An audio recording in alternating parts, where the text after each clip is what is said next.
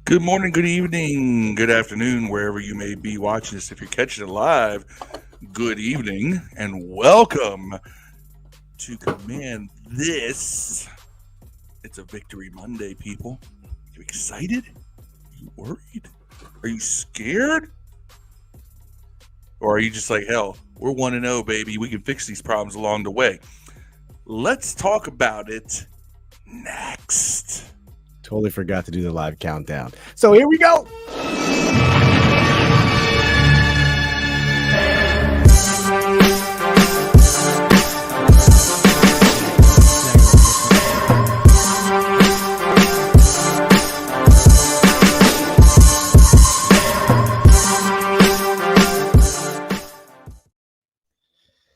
Good evening, ladies and gentlemen, boys and girls all around the world. It is, what day is it? It's September 11th. Quick moment of silence for all of our fallen who fell in New York City on September 11th. Okay. That out the way. Let's get on with the show. That was your boy Phil on the intro. I am Steve, and Dev is here. He will be here, I promise. We've already seen him. There's proof of life. We know he exists.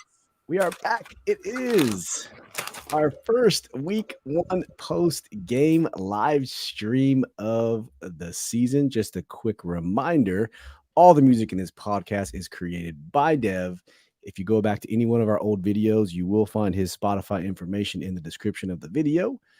And it will be done post-production of this episode. So thank you for tuning in. That was Phil in the intro. I'm Steve.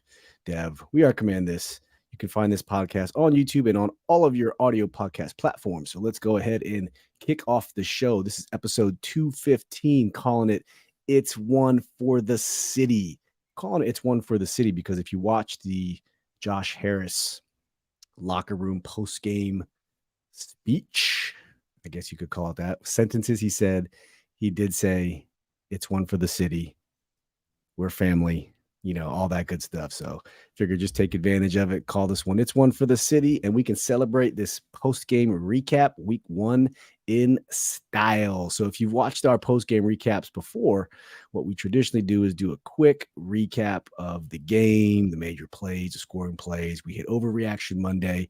We're doing a new segment called Stock Up, Stock Down, Good, Bad, Ugly, Great, give out some game balls.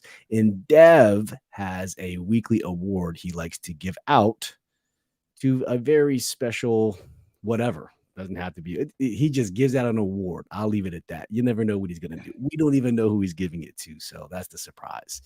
But thank you for tuning in. We have a couple people in the chat already. We have our boy Yam in Japan. Thank you for joining us. And they tend to be 5 minutes late getting things set up and going. Yes, I promise you I would have been on time. My son threw up in the minivan literally 10 minutes before this event was supposed to start. So I had to kids rubber minivan gag, huh? I promise you, he did throw up in the minivan. We would have been on time, so we were 5 minutes late. I was here on time, people. I'm just going to put it now. I know I'm Mr. Fashionably late, but I promise you. To those in the Facebook chat, thank you for joining us live from Facebook.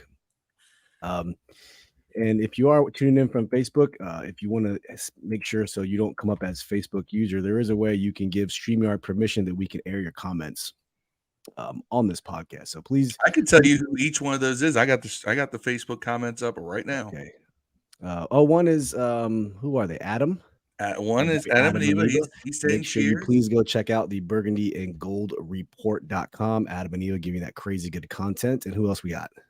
We got Andy Burrows live in the UK. Andy Burrows. So our boy Andy was with us. Came over from the UK with his other friend Andy Scouse and Scott Hartley, also the other host of another two podcasts, the 1 Point Safety Show, and also Commander Bunker podcast.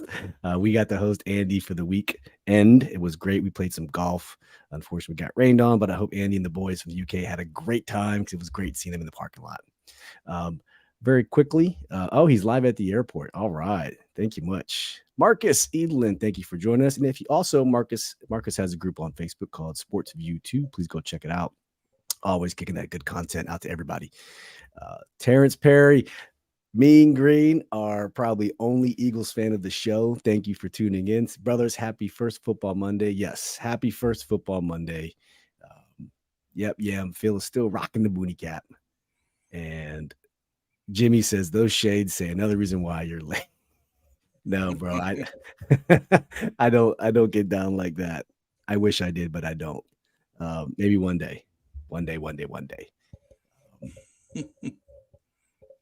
Yep, Yam said, Steve, Bret Hart wants his glasses back. You've been hanging on since like 97. These are my custom Pit Viper Washington Commander Pit Viper glasses. I know they don't come up too well, but I'll zoom in on them.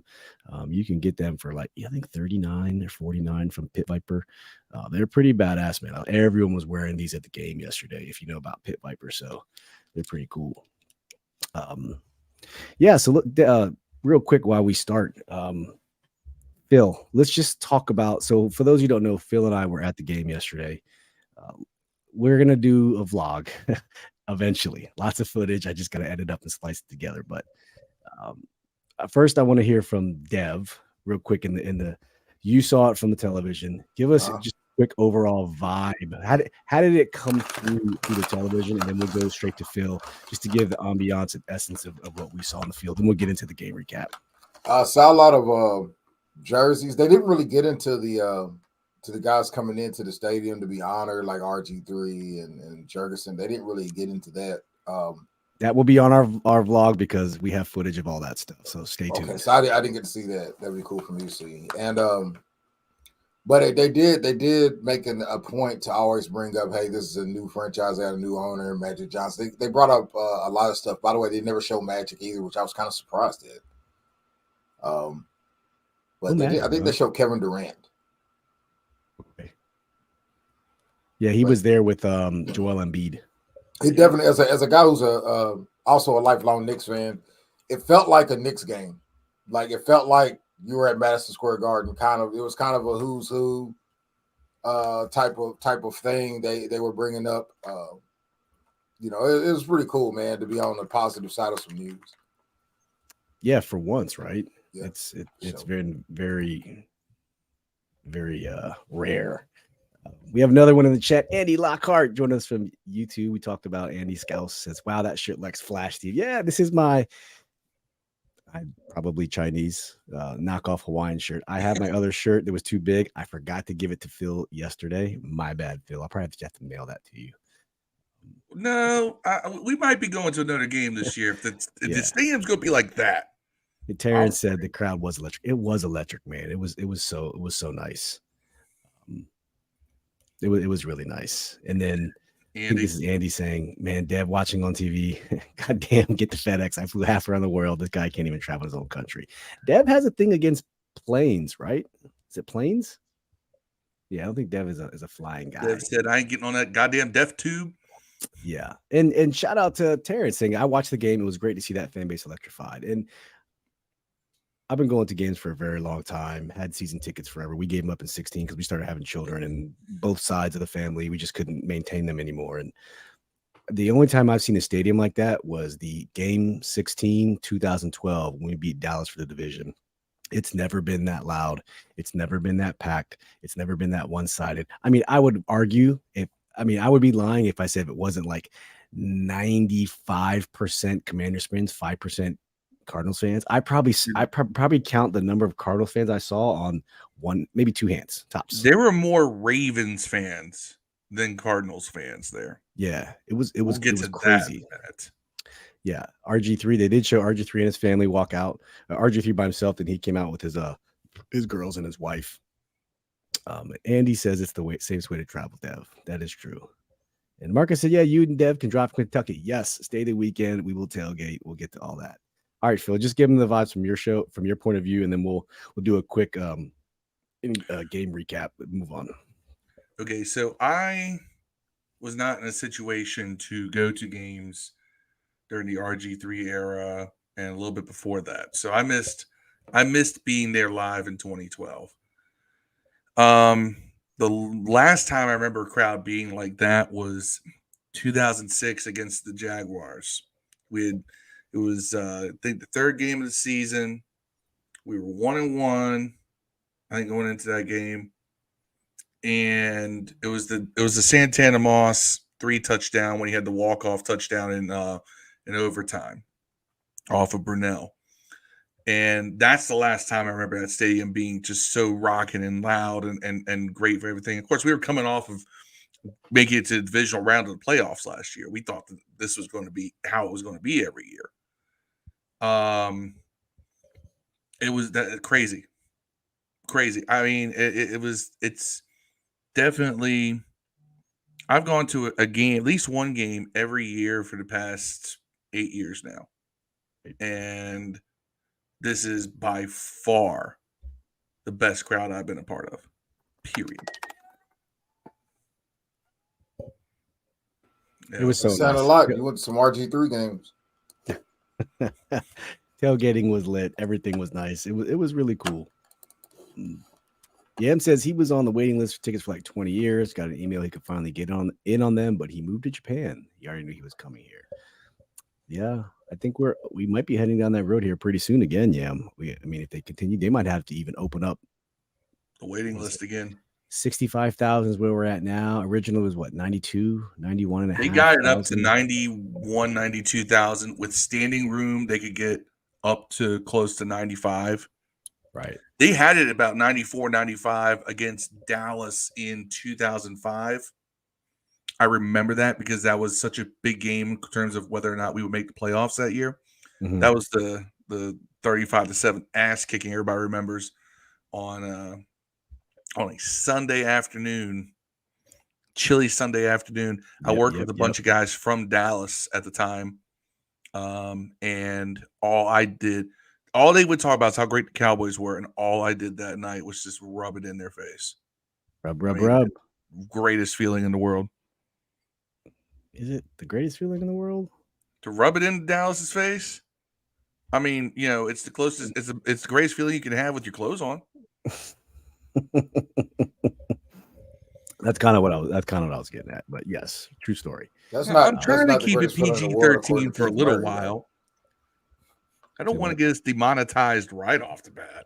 Yeah, the most beautiful thing in this world is just like that, according to Keith Murray. It's not. I get in, yeah.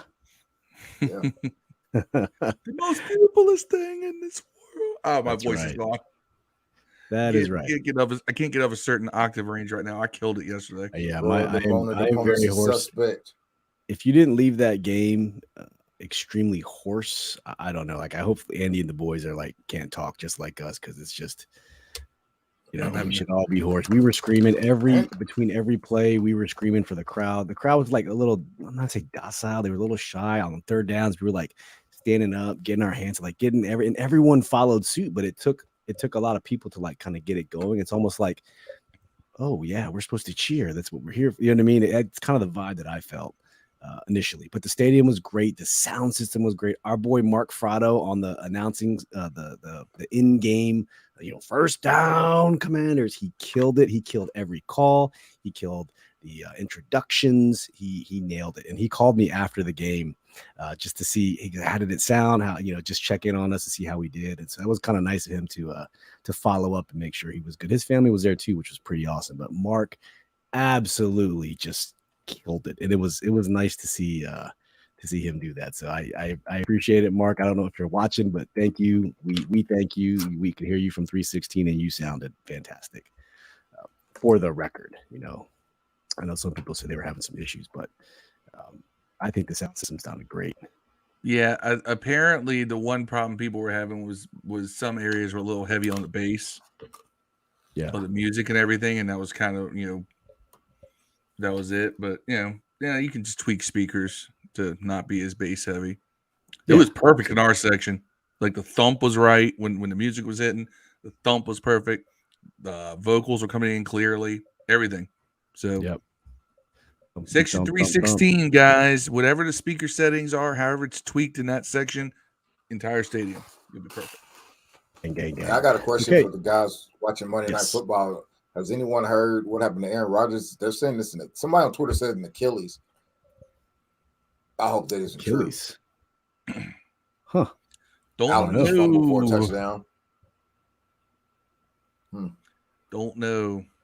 Yim said, I'm glad we got the win. I still regret waking up at 2 a.m. for it. More 4 p.m. games, please. Well, you're lucky.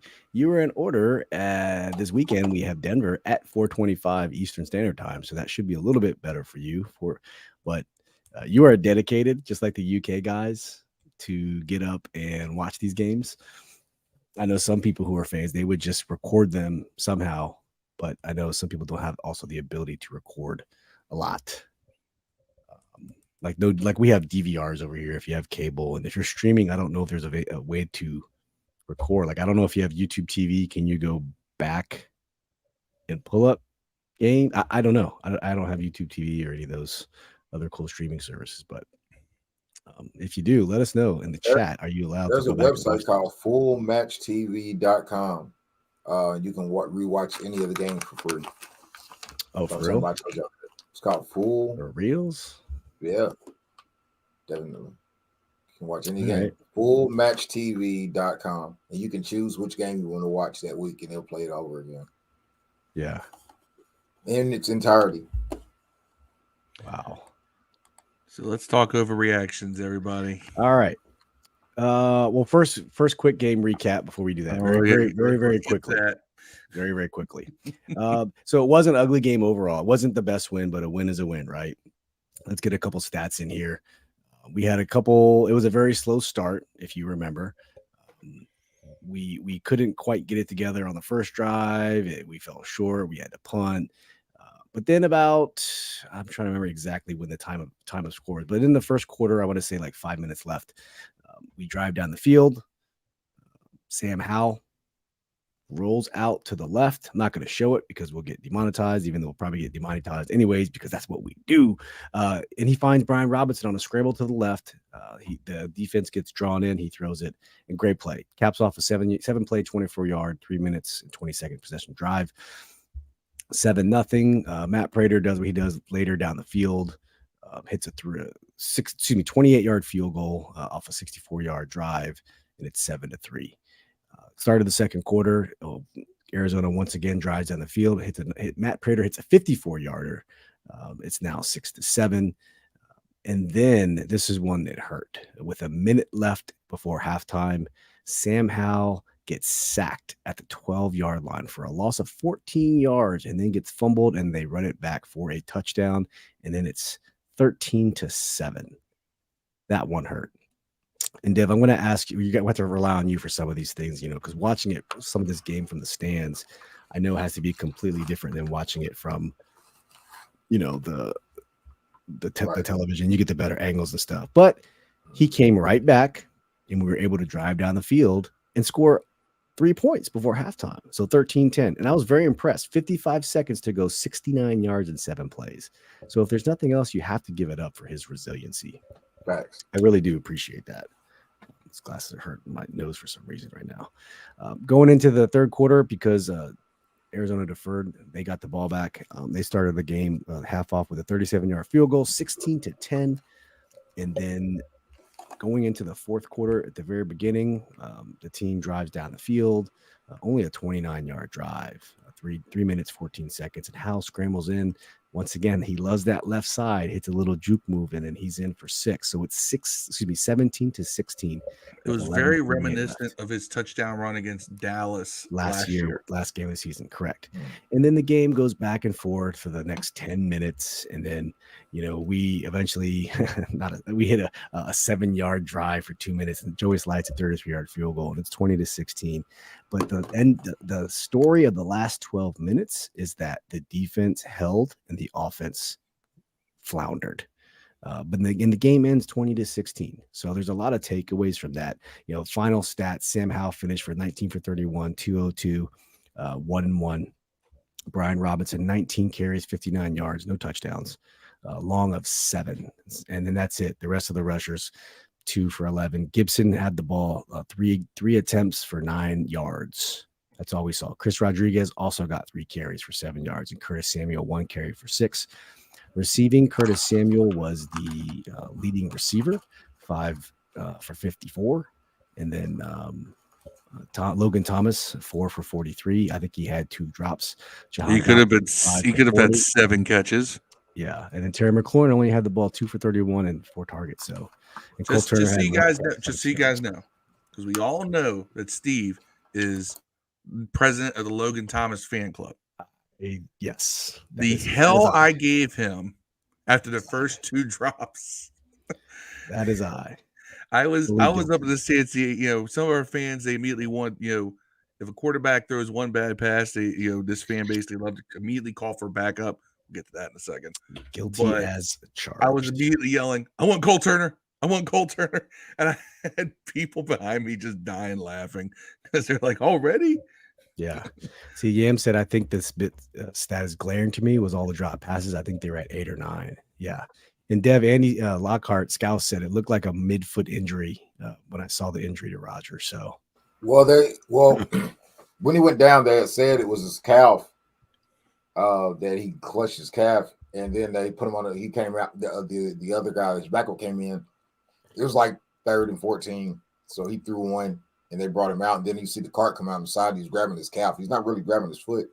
But he does walk. He does walk on his own to the cart, and then he gets on it. He doesn't like getting carried. Could be calf. Calf. You're right. Calf, Achilles. Yeah, I hope it's not Achilles. But someone on Twitter said that it was a confirmed Achilles, but it wasn't a verified account. So, yeah. So it doesn't mean none. None. Okay. I tore mine getting out of bed before. It sucks. Yeah, D'Angelo Hall tore his making pizza. Remember that? Making pizza, so he says. But remember, if you tear an Achilles, usually you tear the other one. Just like with pec injuries, if you tear one side, you usually tear the other one. Really? Right? All the time. Brian Arakpo tore both. It's those injuries because they're so reliant on the balance of. I didn't know that it was for the same for Achilles, man. But you said that I do have a huge strain on the other one because you overcompensate. That's the reason. Yeah, I get it, but yeah, I only had a partial torn. I completely. Yam is now saying Rodgers has a broken ankle, which is unfortunate if that's true. Weeks, right? It's unfortunate, but he could actually be back this season. 8 weeks or so. RG3 came back from 1. Yeah, a little too soon. All right, let's get into Overreaction Monday. So it's Overreaction Monday. If you're still listening to this, God bless you. Thank you much. Please leave us your overreaction. So Overreaction Monday can be about anything. It's what we overreact for. What's the first thing a fan does on Monday when they overreact after watching a game? Luckily, we won, so things aren't as grim. But imagine if we lost. The Overreaction Monday gets pretty damn good. So that being said, who would like to go first with their Overreaction Monday? Go ahead, Phil. What you got? The people already getting up Sam Howell's ass for the fact for how the game went. All right. Let's count the fact that one receiver, Logan, himself dropped 3 passes. Right? Now, in spite of bad passes, in spite of the fact that he took 6 sacks, 2 of which were on him, but 4 were not. One of them was also on Logan, by the way. But we won this game. All right. I think that's more of a testament to how good we can be if we can fix some of these problems. Now, I'm going to do a little stat comparison for you. All right. Sam Howell went 19 of 31 with 61.3% completion percentage, 202 yards, 1 touchdown, 1 interception. He also ran for 1. He engineered, also he averaged 6.5 yards per attempt and had a quarterback rating, and 10.6 per completion and a quarterback rating of 77.6. Everybody's favorite first-round draft pick, Anthony Richardson, yesterday went 24 of 37, completion percentage of 64.9. Now, He threw 6 more passes and had a total of, and completed 5 more of those, but he had a total of 21 more yards in those 5 completions at 223 yards. And 1 touchdown, 1 interception. He averaged 6 yards per attempt and 9.3 per completion. And all I hear is how Sam Howell sucks, but Anthony Richardson, in a loss, by the way, is God QB of the future. How? I don't know. How? That's why it's an overreaction. Doesn't require justification. And by the way, we're comparing quarterbacks. One of them has all of 1 more start in the NFL than the other. Yes, I know he's had a whole other training camp and a season to learn, but y'all were telling me Anthony Richardson is going to be God QB. But those numbers tell me that your God QB is the same as our QB. It's pretty equal stuff. The passer ratings are both the same. They're in the high 70s. I mean, it's... You ain't wrong looking at it. You're right. Yeah. All right, Dev. What's the numbers your don't lie, and they spell disaster for you Howl haters. My overreaction is the offensive line sucked. It wasn't great, but 2 of those sacks were on the quarterback. One in particular, I felt not the one right before halftime, but maybe the one after, where we were, about 6 or 7 yards from a field goal, but about 12 yards from first down. When all you had to do is, hey, throw the ball away, or you could just run and get 3 yards or dump it off in the flat to Gibson, and you didn't. You waited and took a sack. That took you out of field goal range, and we even had to take a delay of game to get in better punt range because of it. Like things like that. Also, one of the sacks was on Thomas, who can't block for shit, bro. Like he's the worst at that. Who can't block? Logan Thomas. And the one on Sadiq, and I'm going to defend Sadiq here. Gibson looked like he was running a route through his gap, and he stepped on his foot and tripped him up. And then it looks like he got blown up if you watch it in real time. But Gibson stepped on his foot going out for a route, and he tripped on him, and it actually stepped on his foot so hard he fell out of his shoe. Yeah. So those I'm not going to blame. The holding call on Cosme, that didn't happen. You know what I'm saying? That wasn't one. Wally was basically the only one that was bad, and he was only bad twice. So I think that it's an overreaction saying that they're garbage already. They probably are, honestly. Hold on. Actually, I'm gonna point out I see the same overreaction twice in our comments. Pull up Jimmy Lee's and then pull up Ryan Elias's, and I'm going to dispel this one right now. But all righty, Jimmy Lee Patterson. Jimmy says Sam is just like Heineke. He holds the ball too long. On to you, Phil. Well, most young quarterbacks. What if Ryan Elias is right underneath of it as well? Because they go hand in hand. Okay. Smelled like a Heineke kind of game. Difference between the two is the arm strength. You're right. There is a big difference in arm strength. But we were at the game, and one thing you didn't see on TV that we could see was the fact that, and this is where the O-line needs to get better. The Cardinals just sent forward. They were dropping 7 back in coverage. They were bracketing 2 receivers at all times and man up on the other ones. There was one sack that, I think it was on the sack fumble, that Dotson did break open, but Dotson broke open late. And Sam had, by the time he broke open, Sam was already getting wrapped up by a defender. And so I was watching the receivers a lot to see. There was not a lot of separation being gotten because of the fact that, let's face it, when you're sending 4 men out, 5 men out, and they've got 7 back in coverage, it's a numbers game. Now, this is where the O-line has to do their job better. Sam's holding the ball to the last second, trying to let someone get open. He's not taking off and running at the first sign of anything. Some would say that's a bad thing. Some would say that's a good thing. It all depends on what you want the quarterback to do. But Sam's trying to do his job, which is pass first, and he's trying to let these receivers get open. So he's standing in the pocket. He's moving around trying to make things happen if he can. What I want to know, and I don't know if we'll ever know, Phil, along the lines of what you just said. Yes, he's holding the ball too long. I wish we could find this out. Someone say he was holding the ball too long on the sack where Charles got tripped by B-Rob. No, that was quick. He held the ball too long on the one. That was less than 3 seconds. It was less than 3 seconds, and the guard got tripped and knocked out of his own shoe. But I would love to know if we can confirm that Sadiq Charles got a Gibson run over his foot, went out for a rock. People on Twitter he held the ball too long.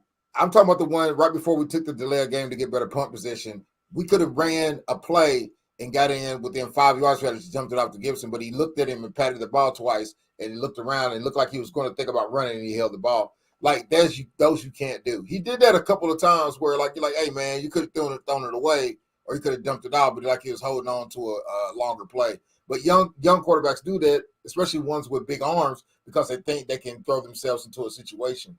But he did on the mobile quarterbacks too, because they can run out of a situation. Right. So if those are the big deals, I'll take it.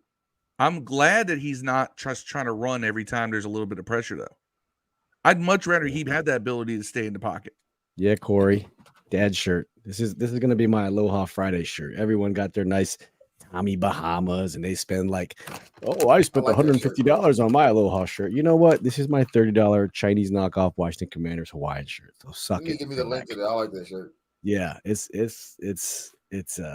money. It's kind of bootleg, but I like it. But nonetheless, I hate on the warpath. I hate it when people create these narratives, but then when because of what they saw on TV when the camera was focused on the line and Sam, they don't realize that there's 7 men back in coverage covering 4 or 5 receivers. So that's my thing, Phil, is if there's, that's what I was trying to say a second ago. If we can somehow find out that Sam held the ball long, yes, but if he's going through his progressions and going through them properly, to me, that's okay. That's what I want to see. Like I said, I'm not one of these folks, and I'll talk about it later, who said, oh, he's going to throw for 350, 3 touchdowns. I'd run for 1. No. He threw for 200. No, I said if he had a game like that, I was going to get straight ignorant. You know what I'm saying? But let's get some comments here. I said this on Twitter because someone said, man, what if they throw up some ridiculous stat line? I said, if he did this, I'd be just going completely ignorant because I wouldn't expect it. If he averages 2 touchdowns and an interception a game, he's going to have 35 touchdowns and 17 interceptions. I can live with that too. But from last year. Here's the thing. I've seen Taylor Heineke live in person. I've seen Sam Howell live in person. It's tough. It's not the same. It's not the same guy because Heineke would get back there and you could see the panic whenever there was pressure. Howell gets back there and you can see that he's just nah, I'm getting this ball off. Yeah. But I prefer Howell's way of handling it. And he's still mobile. He still moves around. He threw a couple passes away. He was trying to make plays. We were also down. I mean, I get that. Young quarterback, you can say, look, it's okay to throw a ball away. It's okay to run a little bit sooner. Yep. I actually think that if we were to speed up the tempo of the offense a little bit, take it down from 4 reads to 3. Take it down from 3 to 2. Make it a quick plays. Because if teams are going to do that, they're going to rely on 4 and drop everybody back into coverage. You can't, you got to make it quick. Get somebody open, find gaps, design some option routes, and take it. Do it. All right. We got to move on, Phil. Yeah, I know. I'm sorry. This one got me hot because I was like, I don't know what y'all are talking about. Phil's monologue is complete. My Overreaction Monday, just to cap it off, same thing. The offense is shit. The EB can't call plays, and Sam's garbage. That's just an overreaction. Of course, got to throw something out there. Do that all true? No, of course not. But I do want to share a picture. Just to share a quick experience of our tailgate yesterday. And for those who can't who don't know and who can't see that we were there. I mean, we were all there. So full transparency, even our boy Dev was there. Dev was present with us at the tailgate. You just see me, Deuce, Phil, and Dev present and accounted for, reporting for duty, sir, in the red zone lot, kicking it. Shout out to Deuce for that. Deuce edited you in very quickly, Dev. So that's going to be on Twitter here very soon. So we love Deuce. Red zone in the lab, our boy. Check it out. Thank you, Deuce. That's a good one. Much. Oh, you won. Much love. All right, let's get back into the proper environment here. Corey says every time Hal turned the ball over, he battled back. He would have scored on that drive after the end if Gibby didn't fumble. That's the one thing about Sam that everyone's liking is his resiliency. It's very, you don't see that. Like, remember when Kirk was here, when he was young, he would have a bad play and he would just hang his head and dwell on it. Sam, like I said, cool ass Sam, cool as a backside of a pillow. He's not rattled. He just comes back and he performs. And that's all you want. Second start, people. Second start. Let's keep it in perspective. Dude, just he bleeds ice water, dude. Yeah. Yep. Another issue. And the thing is, all the young quarterbacks that had no experience struggled, except for Love, and Love had the benefit of being in the same offense his whole career. Yeah, he's in his fourth or fifth year. Fifth year. But he was practicing that same offense. Under Aaron Rodgers. Yeah. Like just like Aaron Rodgers did behind Favre. They all learned for years. Yeah. So he should be a little more polished. And he didn't throw anything over like 15 yards himself. Yep. Honestly, says another issue with the passing quarterback is us barely running the ball in the second half and trying to control the clock. Yeah, you got to run the ball, take the pressure off the rookie quarterback. Yam also says that Rodgers' ankle's not broken, but he's out for the rest of the game. So Jimmy says I prefer he throw the ball away rather than sack fumble. So true story. Can't argue with that at all. I really can't. Yeah, if he had thrown the ball away that one time, we may have been still in field goal range. Yep. Like you never know. All right, let's go stock up, stock down very quickly. Let's hit this one shotgun style. Phil, we'll start with you. Stock up, stock down. What you got? Stock up. Curtis Samuel. Ooh. The forgotten man in all the discussions about our guy. passing game and our offense was was one of our top receivers in that game. And he was, I think, caught 5 out of 5 passes thrown to him. And he had the longest play of the game as well. And like I said, he was kind of the forgotten man going into this season. A lot of people are like, well, we'll have Jahan and McLaurin and Samuel's going after this season anyway. And instead, he turned out to make some plays. And hey, so stock up on him. Stock up on Forbes.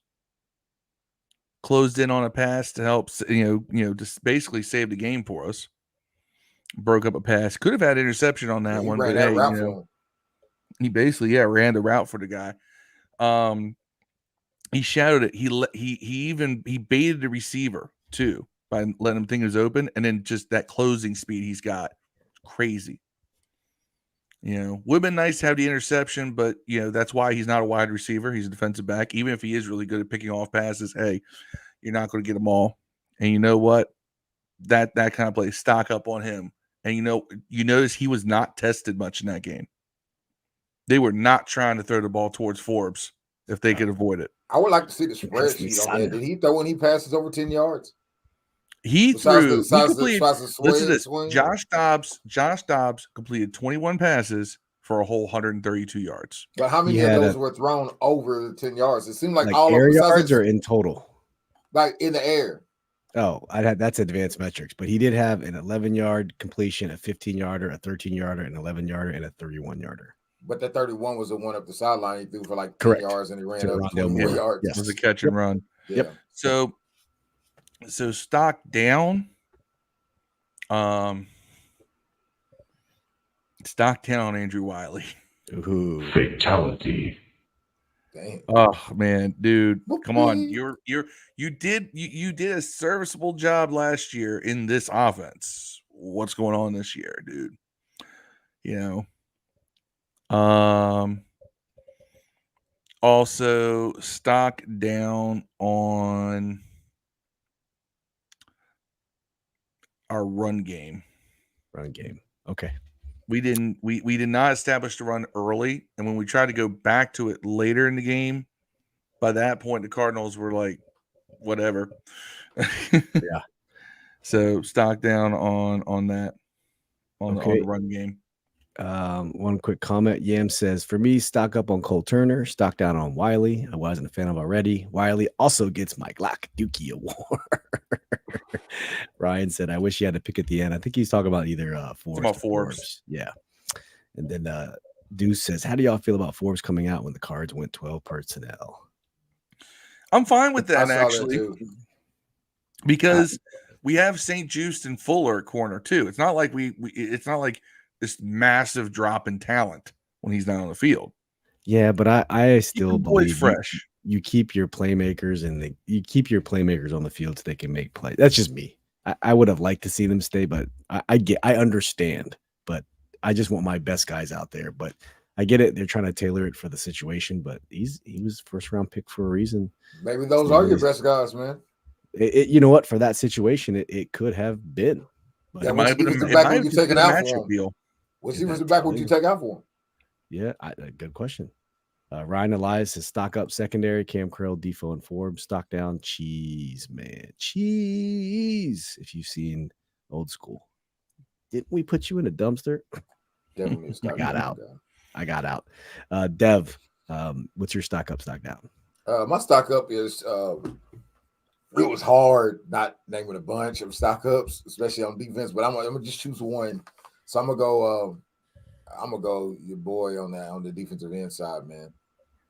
Montez Sweat, man. He looked like an animal, son. I really wanted to go Payne. Payne is quickly becoming my favorite player on the defense, but I would be crazy. Him and Curl. Curl was an absolute. I think he had was it him that caused the forced fumble or received the first fumble? They said. I still maybe think their quarterback got that back, but I know that he knocked a couple of balls loose. He almost had an interception. I think he had a pretty good game, but I'm gonna go with Montez Sweat as my stock up. Stock down. Man, Cheeseman might get it, bro. I didn't think of that until someone said it in the comments. But Cheeseman, man, Ryan Elias, man, you could absolutely be right. Yeah, we've seen it. I think the last 4 or 5 extra points going back to preseason, him skipping balls on the ground and throwing them back, laces back. Come on, bro. Like, it's gonna cost us a game, man. It's going to cost us. The ball is spiraling when he goes back. So how the laces are going to spin the way they spin. The job. Here's the thing. Stock up on Tressway. Dude's got hands and he's quick with it. Definitely. Yeah. Definitely. All right. My stock up. I'll start with stock down. My stock down is Logan Thomas. Like I said, I'm the Logan Thomas fan club president, but you cannot drop saving that for you. you cannot drop those balls. Like a tight end and he got blown and up mobility are the best friends of a young quarterback, and you were failing him on one of those. You dropped a third down that would have been a first down. You dropped, I'm trying to remember the other 2 passes. That's the one that really, after that, I don't remember the other 2. He dropped one sliding to the ground, but what really sucked is him giving up that because the one he dropped with 2 hands, he had to jump for it, I guess, and the one he went on the ground, he had to slide for it, but one he should have had allow the quarterback to get blown up because he just got destroyed. Yeah, I couldn't see that from the stands, but okay. So Logan's my stock down. Stock up, I'm gonna say. I know this was already kind of a thing, but the defense, and I say the defense as a whole because Arizona did move the ball on them. If you think about it holistically from a statistical standpoint, but the defense, they clamped down when they needed to clamp down. And the entire second half, we own that. We own that field. I mean, they didn't do anything.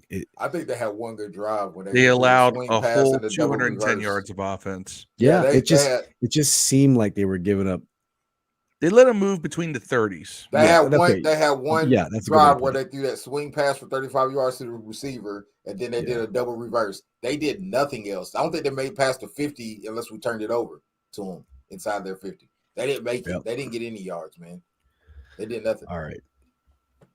Total team Marcus says stock down or stock up defense, stock down. Antonio Gibson. Yes, he got the ball 3 times. He fumbled. And remember, when you're in the doghouse or Ron, you're in the doghouse. I don't know about Eric Bieniemy, but I did not expect to see Chris Rodriguez get the same amount of carries as Antonio Gibson. I didn't see it. I called that, by the way. We did not run the ball the second half hardly at all. So, but yeah. Yam says Logan dropping balls like a veterinary assistant in the springtime. Yeah, true story. Jimmy says, "Yep, Yam, AG will be fine." Everyone, yep. Yam says AG will be fine. He had this issue 2 years ago and corrected. Yeah, I think he went the whole season without fumbling. So he fumbled once with over 215 touches last season. Get it out was like 9 in 2 years though. So system now. All right, good, bad, ugly, great. I'll start this one off. So my good, the defense once again. I loved it. Defense was phenomenal. They were the heartbeat of the game. They kept us in it. If the defense didn't play as well as they did, we would have lost that game straight up because the offense just couldn't get it together. The bad, I'm going to say the offense, and I'm not saying it's anyone's fault. I'm just saying the offense as a whole was relatively bad for multiple reasons. The weather, Sam processing things. It's so many things. It's not with the offense we saw in the preseason, and rightfully so. So I'm gonna say the defense. The bad was the offense. Ugly, we already said it. Logan Thomas drops. You cannot do that. You used to be steady hands. You were steady hands. And you got that big contract. You cannot drop those passes especially for a young quarterback. Please. For anything you do, please, or else you're going to find yourself on a one-way ticket out of here, and number 85 is going to be in your starting position here very soon. I think I said last episode he was going to be, or 2 episodes ago, Cole Turner was going to be tight end number 1 by week 4. I don't know. And then my great, the crowd, the experience, the atmosphere in the stadium. I've never heard the stadium that loud. And tell me if I'm crazy, Phil. I swear, I don't even know if this is legal or how they do it. There was at one point the crowd was super loud, and I knew we were already loud, but I feel like someone flipped the switch and the crowd noise got amplified to the speakers, which made it like double loud. I could have just I remember that, but that was actually Steve was snitching. No, it was so cool. It was actually, I'll tell you what it was. It was when the ref flipped his mic on. Okay, maybe that's okay. You know what? The ref flipped his mic on. Yes, you're right. And immediately, like, the crowd noise doubled. Yes, there you go. That is 100% correct. Now I remember now because I like I said, it sounded like someone just flipped the switch, but the crowd was already so loud. I've never heard a crowd that loud be so into it. It poured down. It just rained ass all over. It pouring down raining. We stayed out there. Phil was a smart guy and went to cover for a few minutes. I sat my ass in the seat like a dumbass. Perfect time to hit the bathroom. But I will tell you, in the past, when that happened, people leave and they don't come back. That game, almost every single person came back to their seats. That's insane. I've never seen that. Somebody put a picture up of LJ in the rain in her tux shirt and vest and bow tie, just getting dumped on with rain. Yeah.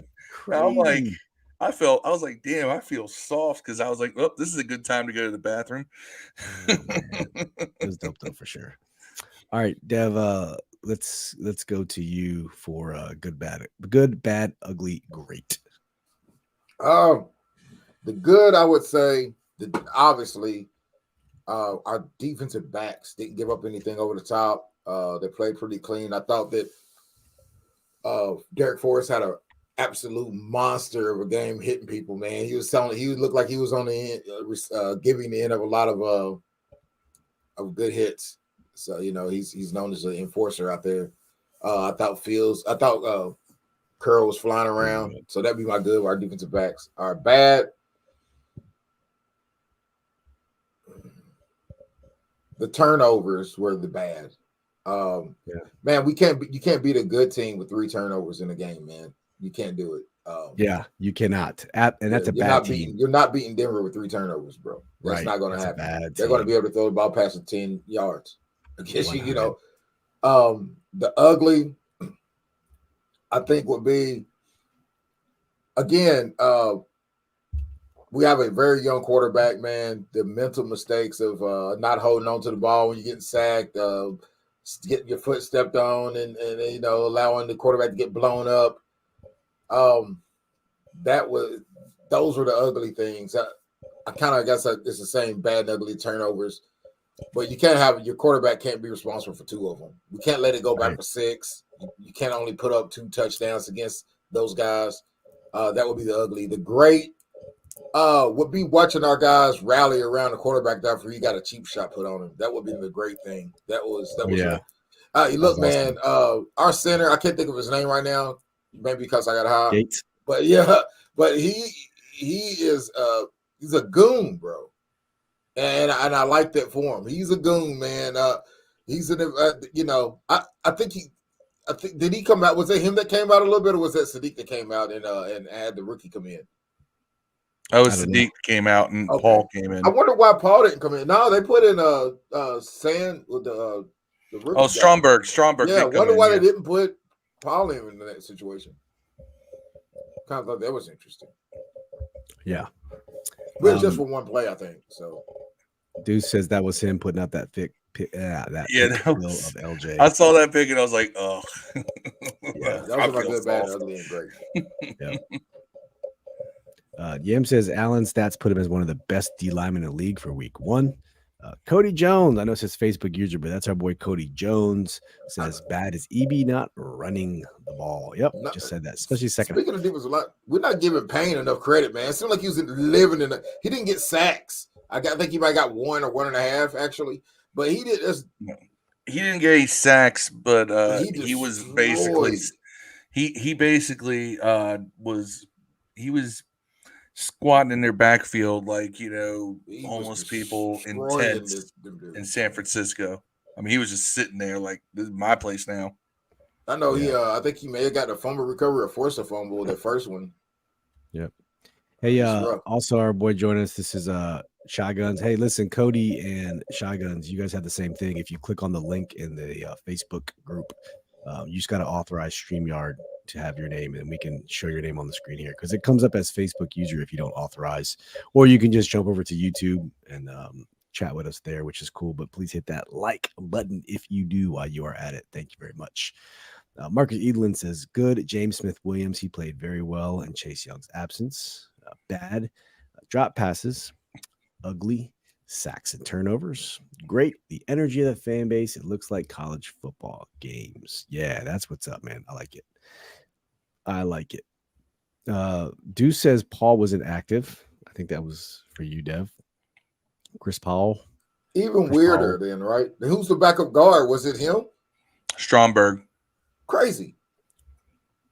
Paul is for some reason Paul is in the doghouse, and I don't know why. So was Larson active? I don't know. He didn't play. Crazy. Yeah, 3 I didn't check the team on Facebook or whatever. Phil, what you got? Good, bad, ugly, great. All right, good. Our offense when it wasn't raining. That's the thing I noticed. The first quarter and fourth quarter, we moved the ball fairly well. We scored points. Bad was our offense when it was raining. Yeah. When the rain started coming down a little bit heavier, even when it was just like a steady, just light rain, just something happened where they couldn't move the ball.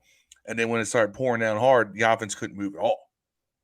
And that I had noticed that. Ugly, Logan Thomas all around. Great.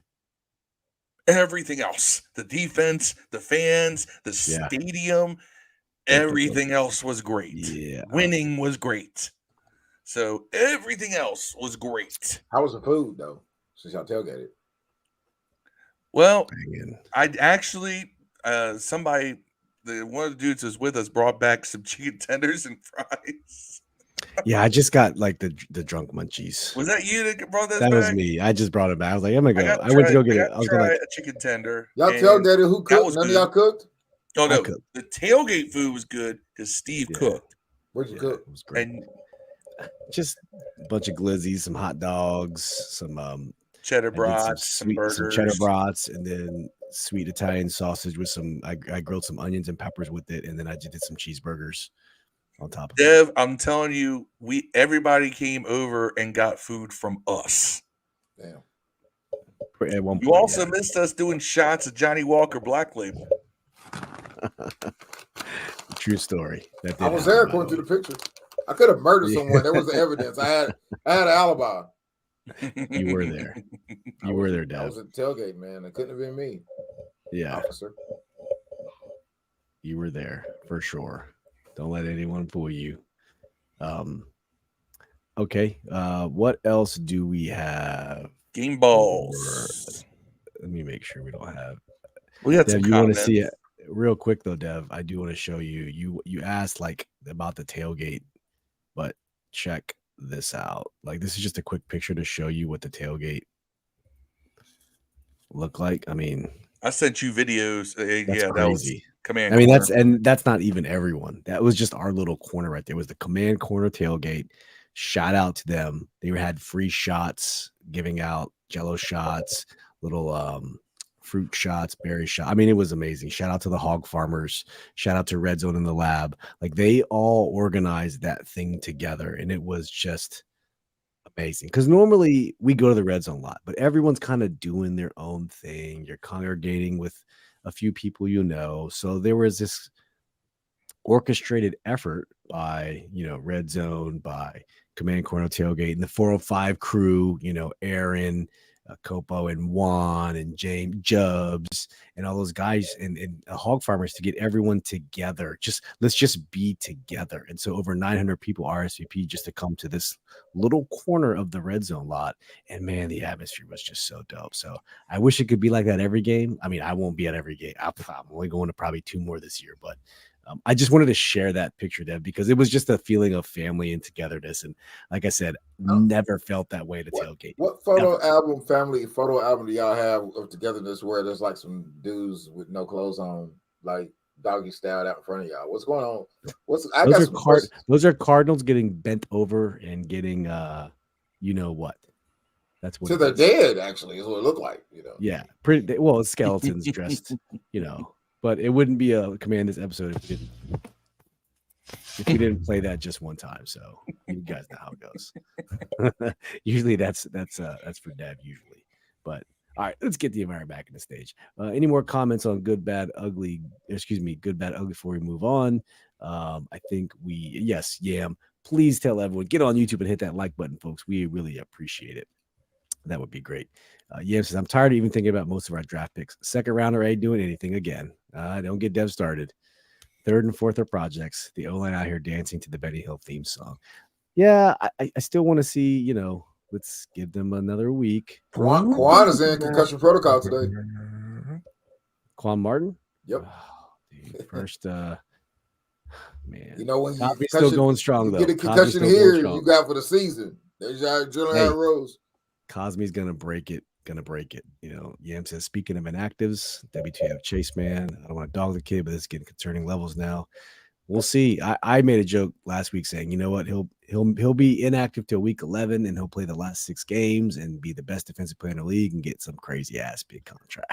I'll tell you what, I put out I to all the people who are like calling him soft and injury prone and all this other stuff.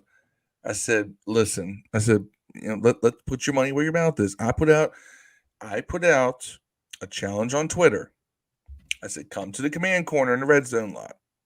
I said, and I will pile drive you head first, if you know what a pile driver is, and we'll see how long it takes for you to properly function at your desk job. Yeah. And I said, you can even wear a helmet. No one took me up on it. So. Well, most people don't want to be pile drive, so. Especially because I actually know how to I execute wouldn't one imagine. safely Yeah, and not Trent safely. Phoenix, ladies and gentlemen, knows how to pile drive. So you don't want to mess with that dude. Actually, I'll tell you what, I can do it where it looks nasty and the head doesn't even touch. Yes. But I can also do it where your head's and your spine's getting depressed. It's not that hard. The difference between the two is about that far. Yeah. That's about as far as it takes. Yeah, I didn't go. We tailgated to the very 650. last second, but they were 650 in the Legends Plaza, which is kind of a ticket right out of the Nats. At the bullpen and in the stadium, they're 50% off.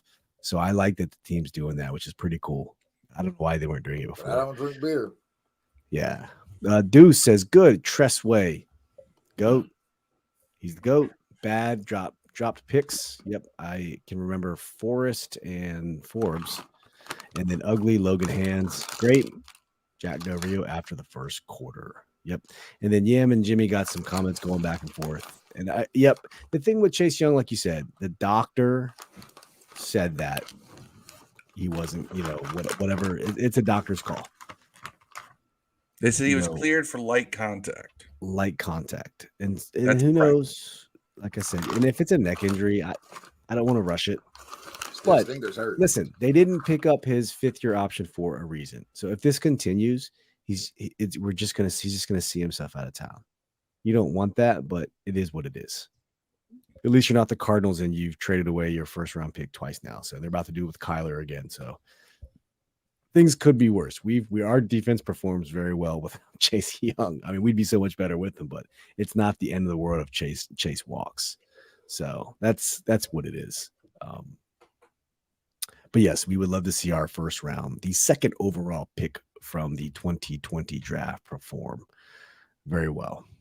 All right, let's go to game balls. Game balls.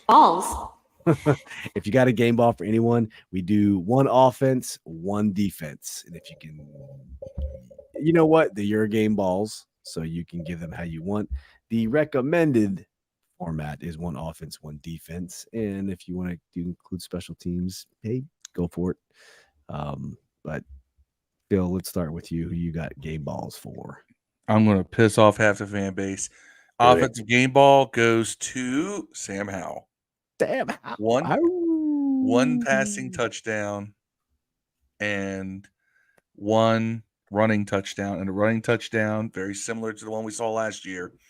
And it was, the passing touchdown was great. He moved out of the pocket, bought time for somebody to get open, and threw a nice little pass between 2 packs of Cardinals defenders right in the end zone. And here's the funny thing.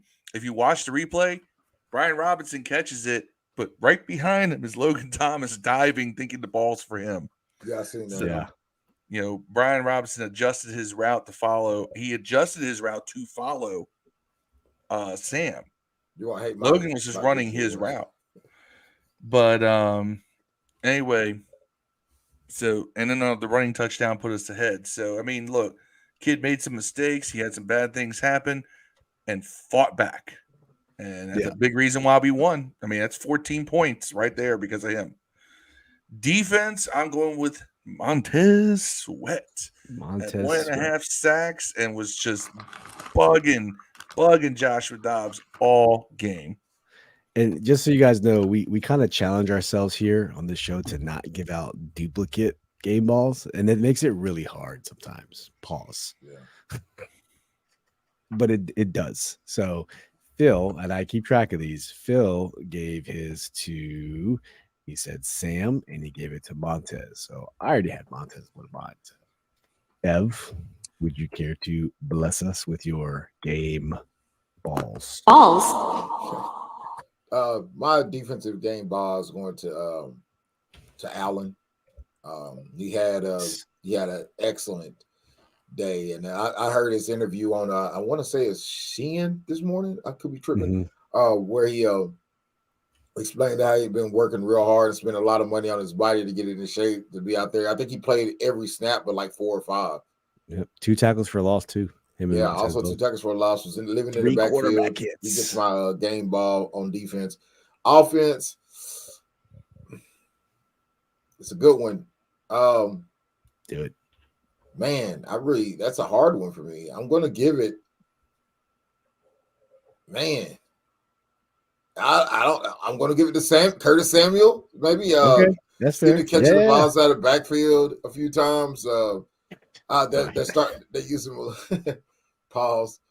But that's the only thing I could do. Phil's gonna hate my Glock Dookie award, by the way. He's gonna hate it. He's gonna hate it. All right. So Phil has his game balls for Sam Howell on offense, Montez Sweat on defense. Dev has Jonathan Allen on defense and Curtis Samuel on offense. That doesn't leave me with a whole lot to choose from. So, with that being said, on offense, I'm going to give my game ball to.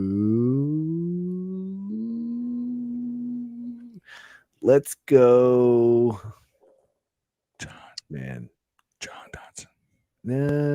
Yeah. I'm going to do this to piss everyone off. I'm going to give it to Logan Thomas.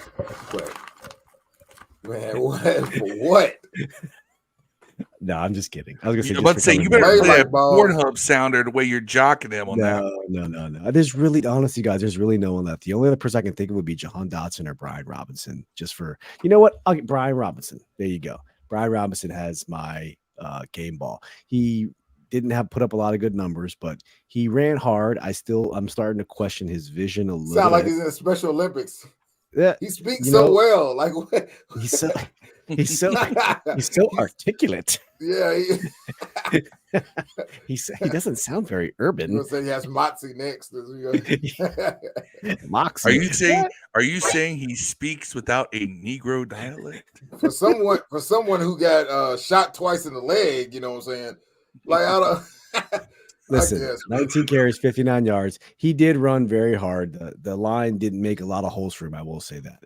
He did catch the touchdown pass for Sam, and that was a very bang play. He broke free from the block, turned around, the ball was there. So slim picking, Brian Robinson offense. Defense, I think I'm going to go with Cam Curl. I feel like Cam Curl was still all over the place.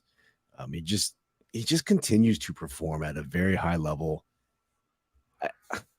He's just such an asset to have on this team, and we got to pay this guy. He's all over. He honestly might be the guy we need to pay first.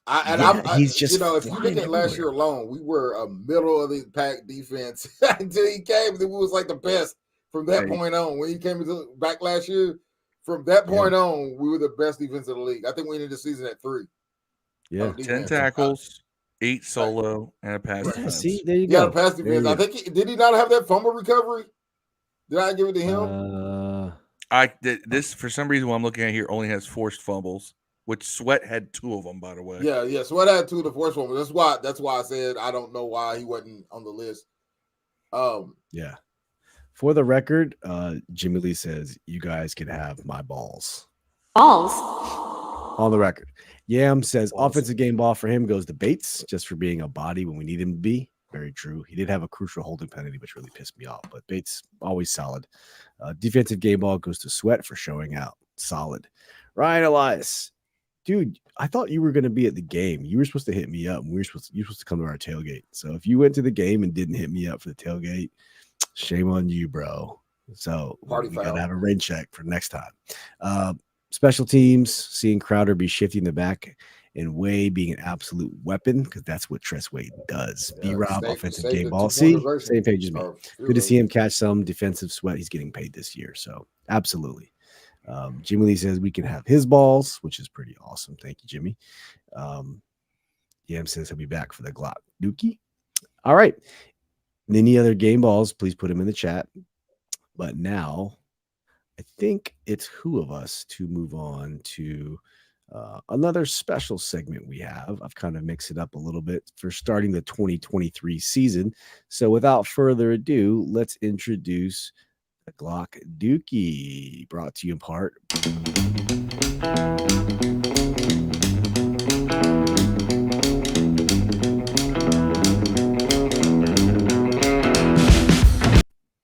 All right, Dev. Change up the music. Hopefully,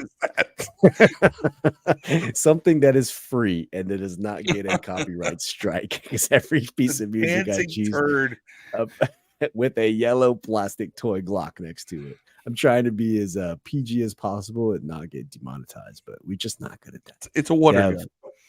Dev, who are you giving the Glock dookie to? You're muted. Unmute yourself. Yeah, you can't like pass any kind of thing when having a piece of turd and a gun dancing on the screen to polka music, bro. I mean, let's see if we can get demonetized this way, So we find new ways to get demonetized every day. Because that's what we do. Right. But you know what? People still continue to watch after the fact, so that's cool. The dozens and singles of you that watch the show. The 3s and 4s of you guys. But listen, and I'm proud of each and all 3 or 4 of you guys, by the way. Just like one of those, just like those albums by Get Him to the Greek. Steve knows what I'm talking about. The joke didn't fall. But I'm sorry, dude. I was reading comments. What did you say? You know how you said I'm proud of each one of those units. Oh yeah, yeah. I'm proud of each one of those units. Chocolate Daddy. Yeah, Chocolate Daddy. That's it. But Kookaroos. But my Glock Dookie Award goes to Sam Howell, man. He gets the Glock Dookie Award, bro. Listen, I'm gonna tell you why though. You can't turn the ball over twice, 1 up for a touchdown. You can't hold the ball for 2 sacks. You can't do that shit, man. He literally almost threw another one, hit a guy in the back of the helmet. You know what I'm saying? Like he threw a wide open McLaurin for a slot on a slant. He threw it behind him and hit the other guy in the face with the ball, bro. Like that really should have been 3. He had another one where he threw a high screen pass to Robinson. He had to jump up and try to catch it. It went through his hands and almost went the interception. Another one. Like really, like interceptable pass. That was on Robinson though. He had maybe, but I'm just saying. If you hold the ball and give up 2 sacks, you give up a touchdown off a fumble, and you give up a crazy interception, you stare down a guy, you're gonna get a Glock Dookie Award. That's a good thing you did too. Can I give out an honorary Glock Dookie? No, man, this is my award. Now you can get who would you give one out to, Steve? I mean, Phil. I want to give a Glock Dookie Award to that Ravens fan who caught the 6-piece fist McNugget. Oh, I missed it. In the stands. None of y'all got that, bro. Okay, Glock Dookie actually to every one of I saw more Ravens fans than Cardinals fans at a Commanders Cardinals game. All right, it's like your team played at 1 o'clock too in Baltimore. Why are you in Landover? All right, and you show up wearing your purple jerseys, wearing Ray Lewis jerseys. All of them have Ray Lewis jerseys, right? None of them wear Lamar Jackson. They all wear Ray Lewis, right? Yeah. So you're not even wearing somebody who's been on the team for the last several years. And they get drunk and they start fights with our fans. And you know what? One dude, he fell backwards on another guy who was trying to pull him away. He fell backwards on him. And one of our fans came up and literally 6-pieced this dude. I wish I could find the video. I can't find it. I shared it. I shared it. You did share it? All right. I'll pull up my Twitter. I shared it.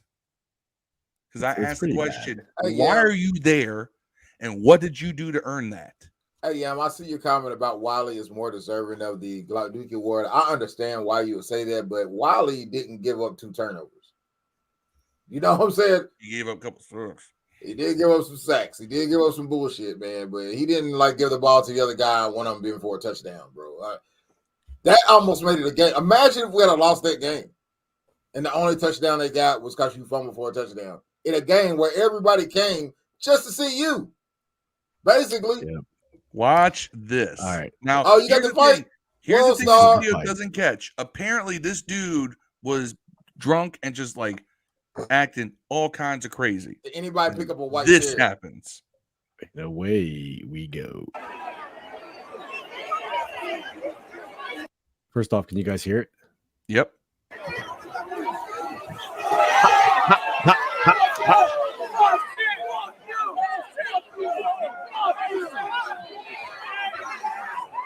This dude's punch drunk and liquor drunk.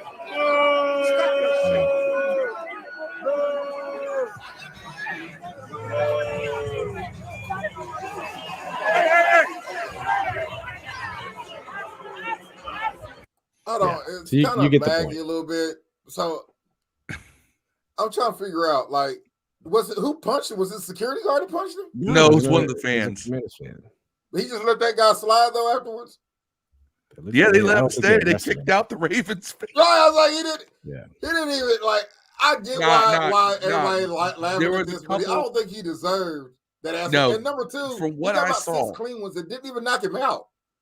Yeah. Well, one of those phase clean him. ones hit the dude behind him.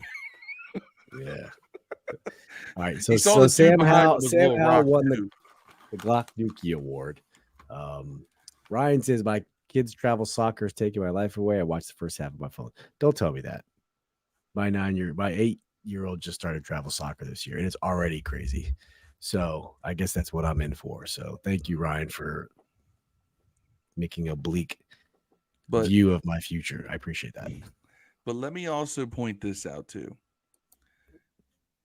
There's a certain group on Twitter that are blaming Jason Wright for those fights, saying that he's brought in this new culture of Commanders fans, the classy Redskins fans. They wouldn't have done this. I heard they blame Jason Wright for 9/11 too. Probably. But here's the thing.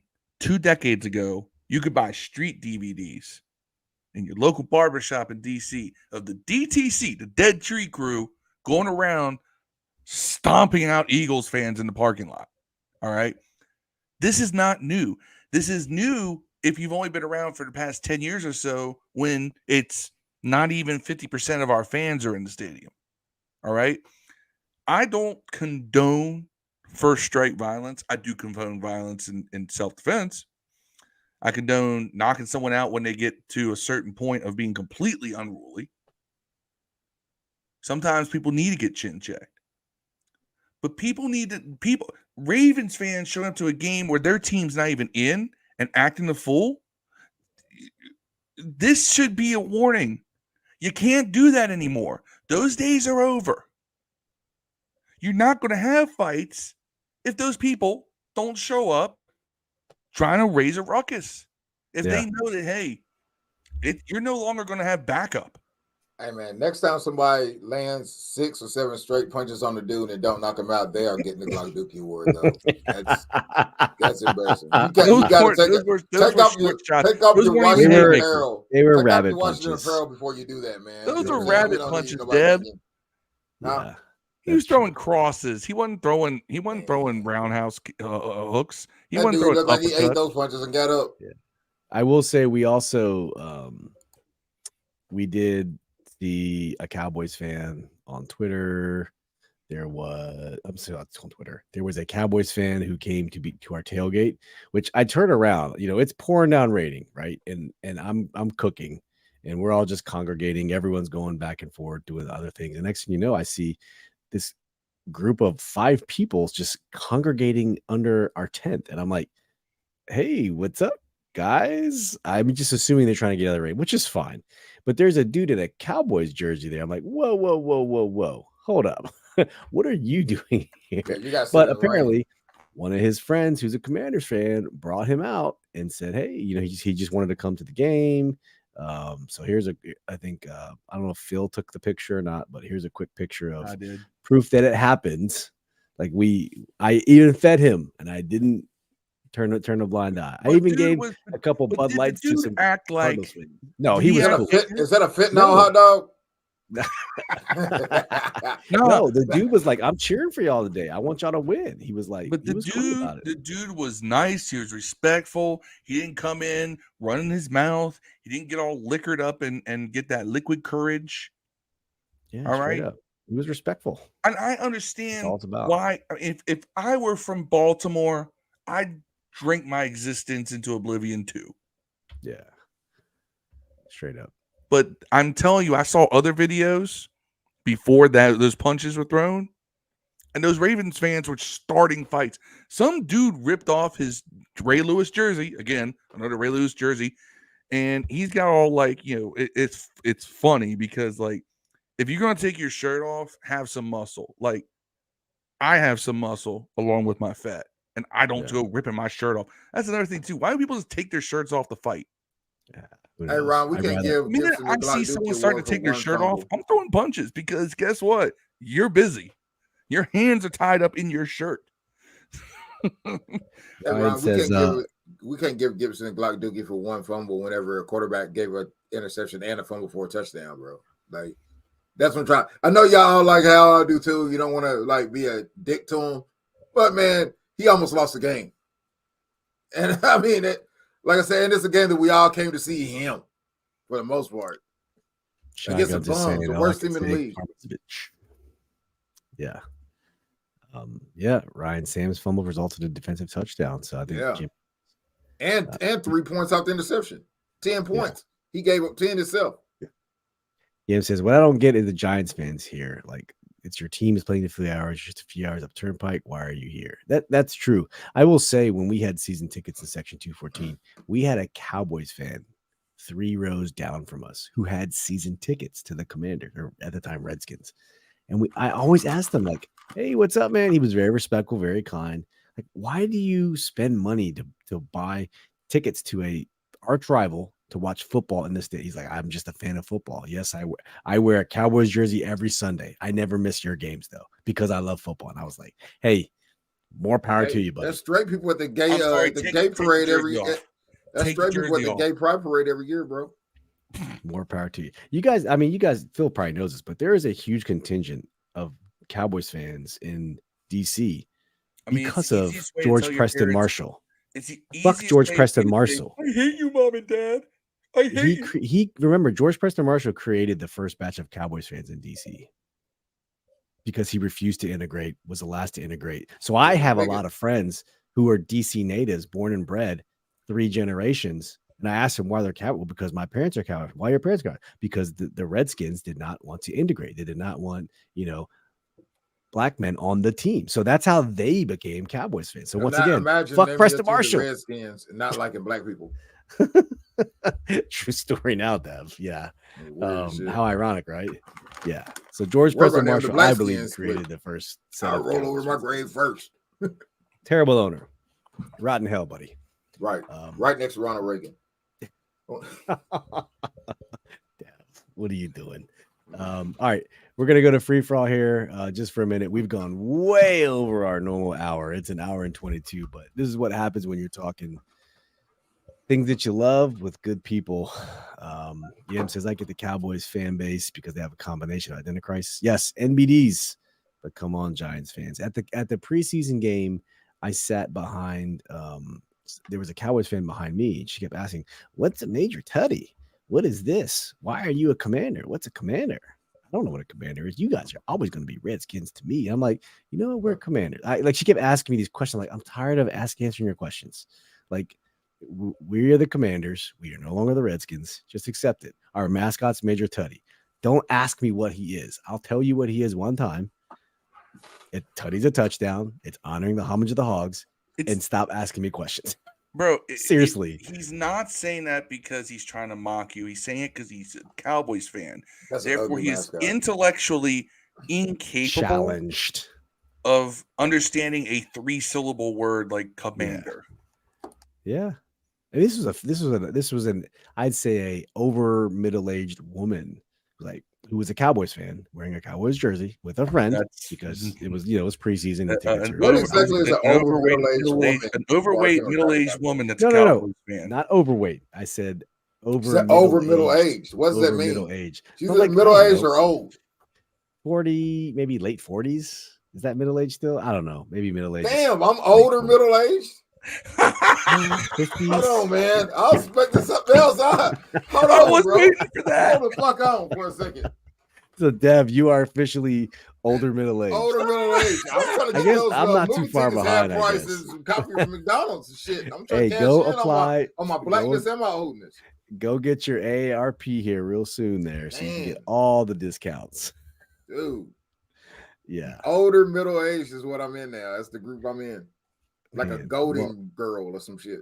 One more thing, man. You got the trifecta going against you, don't you? Dude. All I got to do is be gay. I ain't doing that. Black, old, and, I can't get 3 strikes. We call that the hat trick. Jimmy hat trick. Yeah. Fair enough. Okay. Well, we're in free for all mode now. We're gonna kind of wind this down, but I got shout out.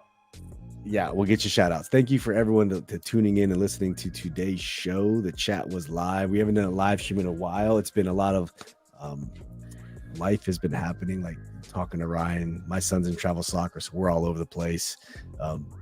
Phil, congrats to Phil, just finished his master's program.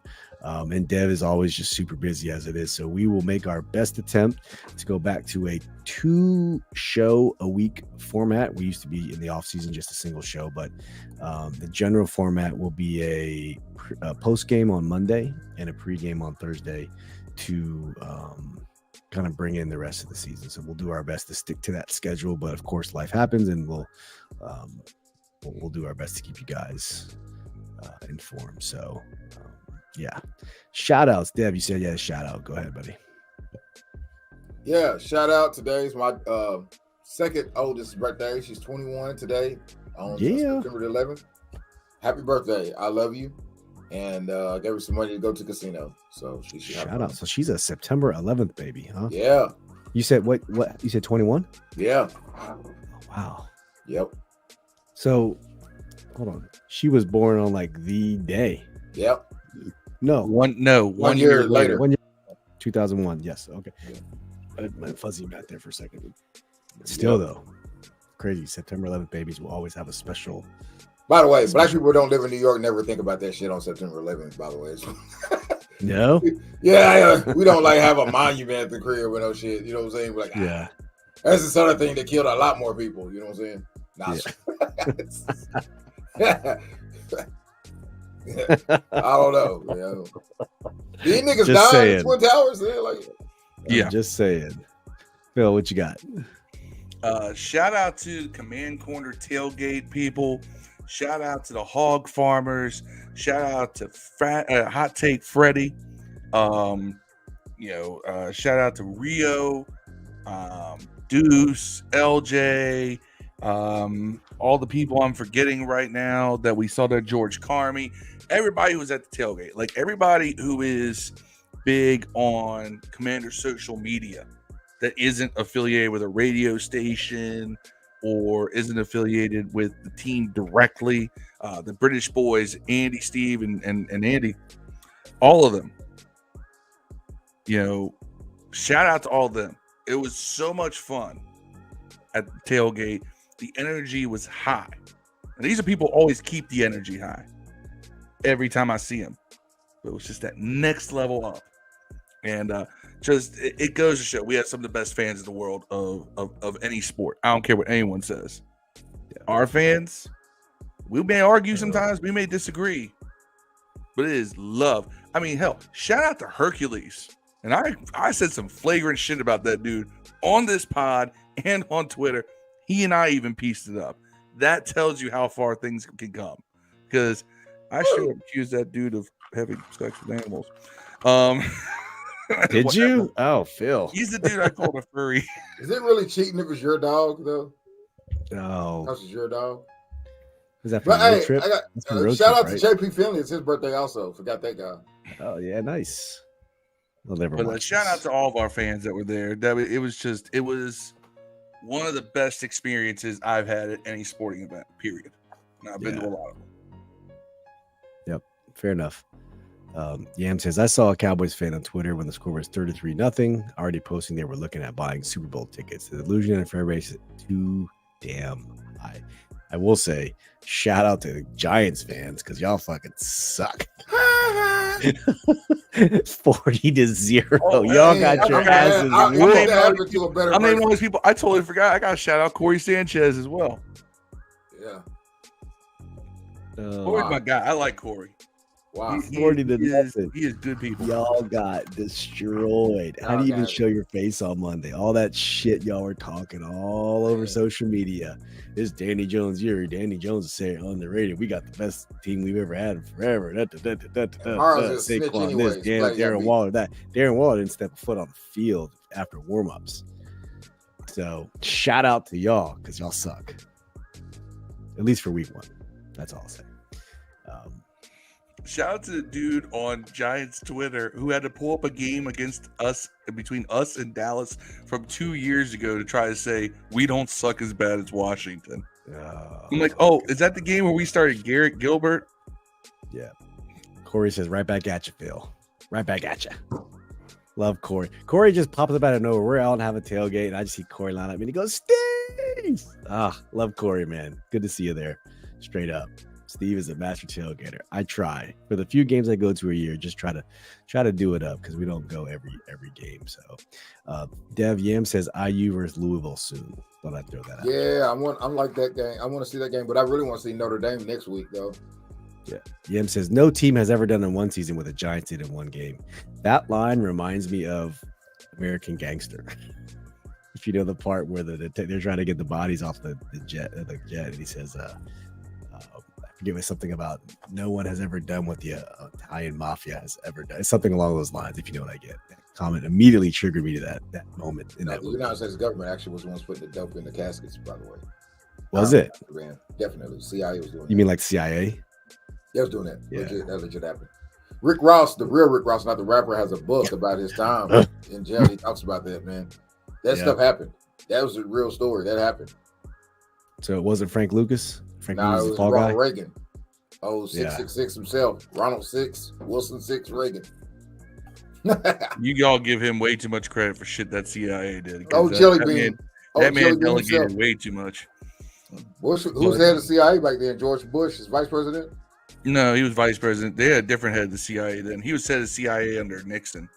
No, under Gerald Ford. Yeah, right before he got elected to the vice president. But I know what he's talking about. That stat they threw up. There's a whole bunch of stuff that the Giants did that were just like total stats of how dubious of an achievement it was. It's like these are all things that have not happened in a season for one team. They did it in one game. Daniel Jones at halftime was like 1 for 6 with 2 yards passing. Something stupid like that. Because that's when I stopped watching. And then I turned it back on a few minutes later, and it was 33-0. I'm like, I'm not watching this anymore. Trash. Literally, Daniel Jones was 1 for 6, 2 yards. Trash. I don't even know how it's possible. And they were just, I mean, I don't know. What was touchdown. They had a special teams touchdown. They had a blocked field goal for a touchdown. They had, every unit scored for the Cowboys, and their defense did look good for all intents and purposes. But Michael Parsons is an animal. Outside of that, Dak looked good, but the Giants just looked so bad. I don't know. Corey says Bob Ross was packing that dough. There we go. That's the name you look for there, Bob Ross. Not the painter, Bob Ross. All right, we're going to shut this one down. Thank you, everyone, for tuning in. Make sure you go check out On the Warpath with the guy Corey Sanchez on YouTube. Please go check out Deuce, Red Zone in the Lab. Yam, thank you for tuning in. Jimmy Lee Patterson, Ryan, Northern Virginia, Ryan. We do got to get a game in, man. Please hit me up. Thank you much, man. Would love to kick it with you. My cousin coaches travel soccer in Fairfax, so I need to see if there's some crazy chance that he might be your son's coach or your kid's coach. I'm not sure if it's boy or girls, but thank you for everyone else tuning in. We really, really appreciate you. We did go way long, but like I said before, Marcus Edelin too. Please go check out Sports View too.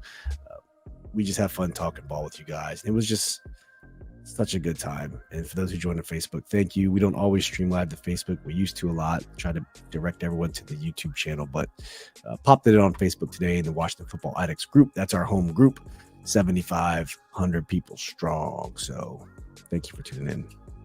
I don't have any shout outs. The only shout outs I have is to everyone who went to the game.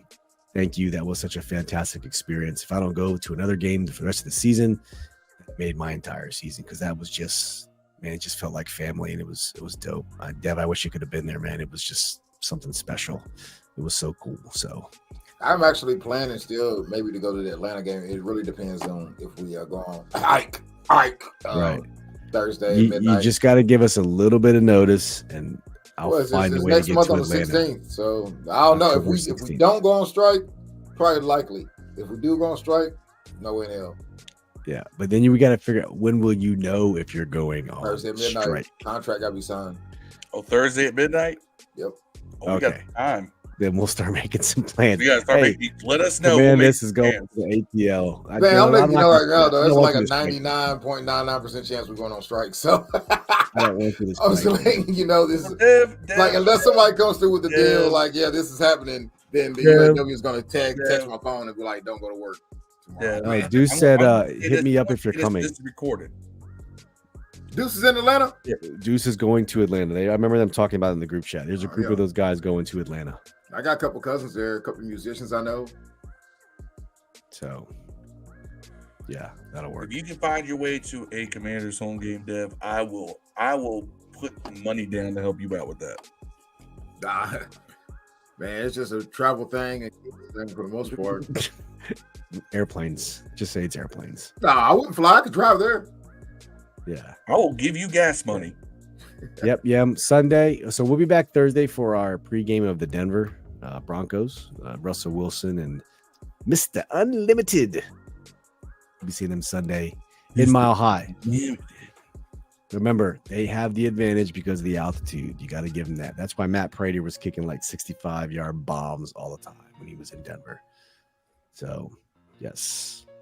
And also, shout out to our guy, Mean Green, Terrence Perry, our lonely Eagles fan.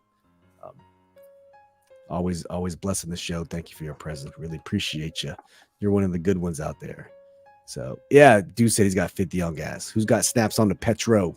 You remember that line? What's that from? Who's got snaps on the Petro? Man, that little $50 is going to get you a block in that Hummer, man. You're going to get it. You're going to get it. That was Who's Got Snaps on the Petro was MC8 at the very end of Menace to Society, right before the drive-by happens in the whatever happened to MC8 after Menace to Society? I don't know.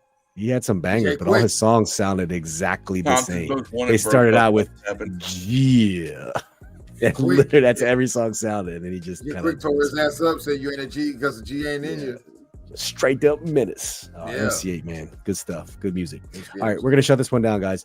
Please, thank you for tuning in. If you're hitting on YouTube, please go hit that like button or hit the dislike button. It doesn't matter. Either way, it's still engagement. We appreciate it. Any comments, always welcome to constructive criticism. Always trying to make the show better. And check out the audio podcast if you can't catch it live. If you're listening to this now later, you probably are not catching it live, obviously, but the audio is still pretty good too. So, all right, we'll be back Thursday for a Broncos preview. As always, peace and hail. We out.